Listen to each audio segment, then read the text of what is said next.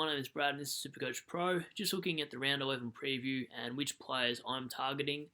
I'll just press reverse changes just so you can see who I brought in, and I'll explain why. So as you can see, I brought in Heaney and Waitman, and I've got rid of Adam Treloar and Anthony Scott.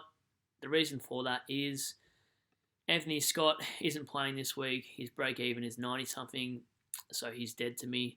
Treloar has done a 6 to 8 week injury, so he's out of the picture for me. And Heaney, I think he's value. So he's going to be my F6/F7, and Waitman I think is the best rookie buy this week.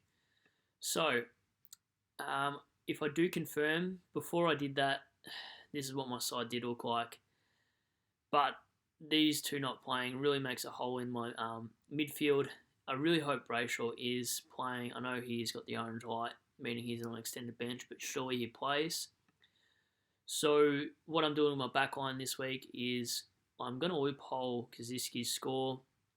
If he plays really well, I'll put Chapman to Jones and take Kozzy's score if he scores over 50, because I'm really done with rookie roulette this year. Same thing with Dawkins. I can try to loophole his score, and if he scores decent, keep it. Hickey was not named, so that's a real problem for me. I might actually downgrade him before I downgrade Flynn for maybe someone like Reeves in a couple of weeks. I do have a plan. I've got a whiteboard for trade moves, and it always seems to go out the door by Friday. So, looking into the forward line, I think it's pretty decent, but that's the reason why I want to put Heaney in there. You can see this is a pretty solid forward line, pretty standard forward line at this point too. So by grabbing Heaney, I need him to play well against Carlton, St Kilda and Hawthorn, I think it is. And I think he can play some decent games. Maybe he gets to 450 and he's used as like a stepping stone cash cow, which means I would be wasting a trade, but I could also hold him as an F7 later on in the year and loophole his scores. So that's another option you could do. So if you don't know how to use DPP already, I'm chucking in Zorko and Martin in the midfield. And welcome to the team, Waitman. I think he's got the better job security possibly than Madden. Look, I don't follow either side, so I can't be 100% certain and give you a guarantee there. Madden has been named, so not a bad option, and he is 50 grand cheaper than Waitman. So he is an option. The reason I do like this option is it strengthens my forward line. I don't really have many forward line good rookies. Gives me 521k next week to do a massive upgrade. I do have a plan for that. So this is how the forward line would look this week anyway. If I chuck Zorko, come on, sorry, internet's a little bit slow this time of day. Get in there. So it's a bit delayed. I'll go through my footy tips shortly as well if you want to hear those, and my vice captain and captaincy options. Okay, so that's how my side will look this week. I'll also put, come on, computer. It's really like everyone must be on Supercoach right now. It's having a hard day. So I'm going to loophole Poulter's score. Keep him there. And I'm going to loophole Dawkins' score. Actually, I could do that with Jordan instead. So let's do that. I should definitely get rid of this emergency. I need my emergency for Flynn, because Hickey's not going to be named. But my opponent in my head-to-head will probably think, what's he doing?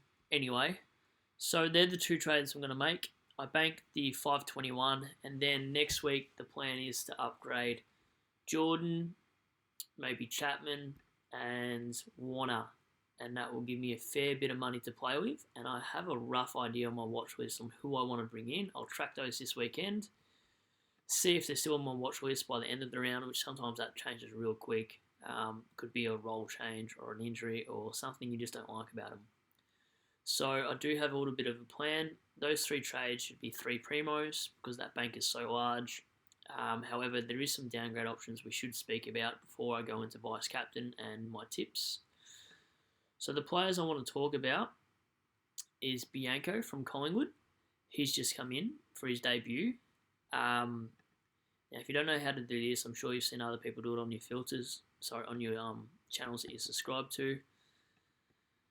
I'm looking at players under 200k that are playing.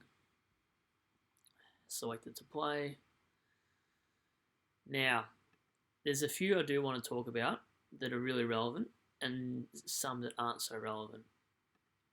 So, first one's Waitman. Now, the benefits for Waitman is he was a high draft pick a couple of years ago. He's been in the system for a little while now. He scored a 75 against Port Adelaide at Port Adelaide Oval, whatever it's called. And then he scored 98 against St Kilda, who got smashed. So, what I'm thinking is, I feel like he's in that team for at least another 2-3 weeks. He got the Rising Star nomination, so he looks to be the Toby Green sort of type of player. James Madden, I'm a little bit sceptical of. He got dropped after that Port Adelaide win, and then he played really well against the Tigers. He's in the same side as Leicester, I'm pretty sure. Let's have a look who they brought in. I should have actually done the homework for that. Actually, Leicester and obviously Gardner's not playing, but Leicester hasn't been named, so I'm not sure I want to pick Madden knowing that Leicester's still to come back, because he might be just a Leicester replacement, or he could be Gardner's replacement. Murray's playing his first back-to-back game, so you could pick him up if you really needed a cheap defender. Still going to make 37k, plays Richmond. He might actually play his best score this week. Like a lot of the rookies against Richmond play decent scores, so he might actually be an okay cash cow. Ned Reeves might actually be my Hickey downgrade. I know that sounds really strange, but because the news of Proust he's done his injury, I want to hold Flynn as long as I can. So I might be able to use the cash from Reeves down from Hickey and bank 380k or so. Highmore's been named, so well done to people who kept him. Murphy's been named. I think out of all the defenders, he's probably got the best job security, but probably the lowest ceiling. And Madden, I reckon, probably has the best sort of ceiling out of those defenders. Highmore was really disappointing last week, so I'm surprised he's still playing. I wouldn't get Owies, too late to grab him. Burns, I wouldn't grab, too late to grab him. Wilson's an interesting one. I don't think he really has a scoring capability to be interesting as a pick. And plus, I just feel like he's one bad game away from being dropped for like a McRae or someone. So it's 1945. You wouldn't even bother to look at him. Waterman's been named. He's a useless rookie. He'll probably get dropped over to buys. He's had that one good game, but he's not even fieldable. Trent Bianco is the good one. He's been named for his debut, so in 3 weeks' time, he could be a really handy option, just depending where his buy falls for your team. So he'll actually play. So that round 13 one, that's when he'll actually play, then he'll have a bye. So you might even look to get him after the bye. And he might only be 160k. This guy, know nothing about him. Think he's a 60 draft pick from a couple of years ago. Never heard of this guy before, so I'm not sure about either of those. Coleman Jones, he could be a player we could downgrade to in the forward line or the ruck. Now, he's only played one game against Essendon, and that was a 60. I think that was about 2 years ago, maybe at Dreamtime. We have Tom Winch down for 6 weeks. They're going to play him or Chol, so he could be one we look at in the next couple of weeks. Not sure about his job security. It really depends on how many goals he kicks, to be honest.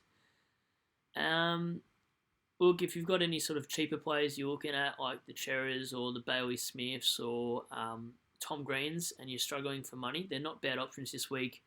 I don't hate them.